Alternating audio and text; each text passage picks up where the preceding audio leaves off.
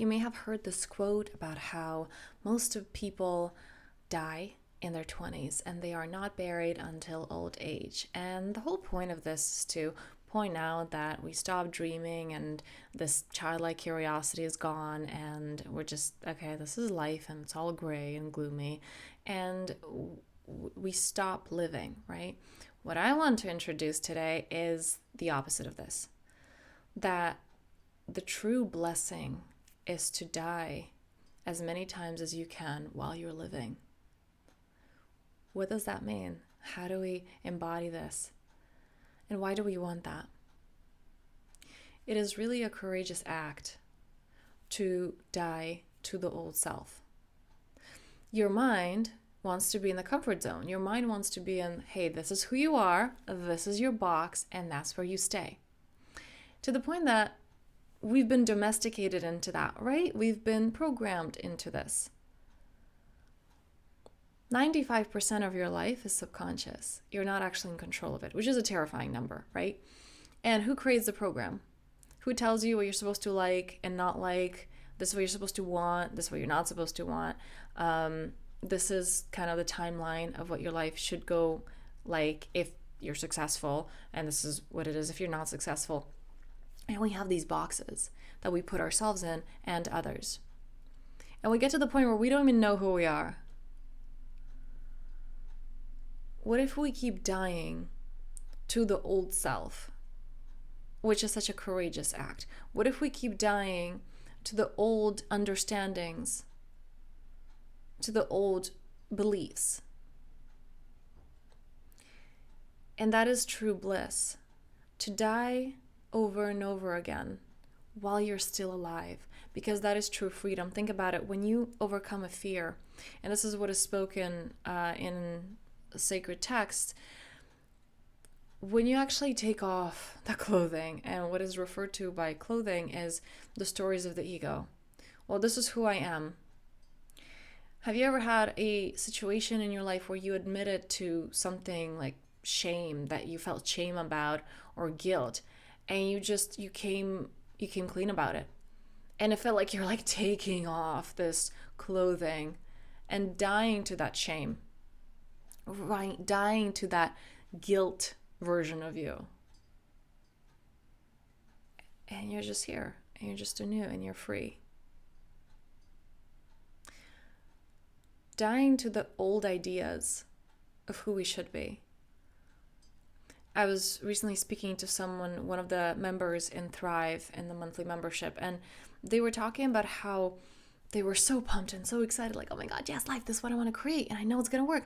And then they spend some time with family, which took them completely out of it. And whether it's family or friends or your circles, how do we stay consistent? How do we keep dying to the old version of ourselves permanently?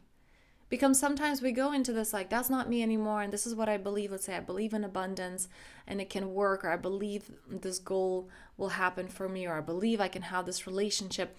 And then we go to people and they're like, can you really though? Well, that's not how it works. And they mean well, because maybe they want to protect us. They see life from their own perspective, from their own experiences. And really, you don't know what frequency they're in, but they're nowhere near your frequency, because you're there empowered and amazing until you're not. Because it feels like you have that death to the old you, but not really, because you're right back. Like when you come into this environment and you speak to this person, you're right back to the old self. And it's not a true death. And so are you willing to do that? And how do we do that? It's like, yeah, but that seems difficult, right? Or I died on the mind level, and that's what I want to address here. That is the mistake, because we die on the mind level, and it's not a full body experience, not as a physical death, but rather, is your soul on board with this? And is your soul guiding the process, really? And this is why in Thrive, we have the soul inquiries. We have all the work is done from the present moment, because you're going to become an inner workaholic if you go into those limiting beliefs. There's always something. The mind always can create a problem, because the past is created from the present. And it's about overcoming that and coming into the mind, like What if I'm willing to be deeply present to the point that there is no mind here? And from that place, receiving that guidance, receiving that inspiration, that intuition, what is my soul calling me to? And because it feels amazing. But that's the thing. So many of us are even we don't know how that feels because we're so blocked off to feeling amazing. Who are you to feel amazing? Who are you to feel amazing when others are not? Who are you to feel amazing and good when there's so much going on in the world? And the truth is, it's all neutral, and reality is that which you bring your attention to. But that's a muscle that needs to be trained. And again, this is what I do, deep dive with my one-on-one clients if you really want to go all in for 3 months. And this is what we do in Thrive, which is a lighter version of this, but it so keeps you centered and grounded and rooted in you. So if you want to check that out, check out the link below in the description, and we can get on a clarity call if you have more questions and see if it's the right fit for you. So my question with this one, inhaling in,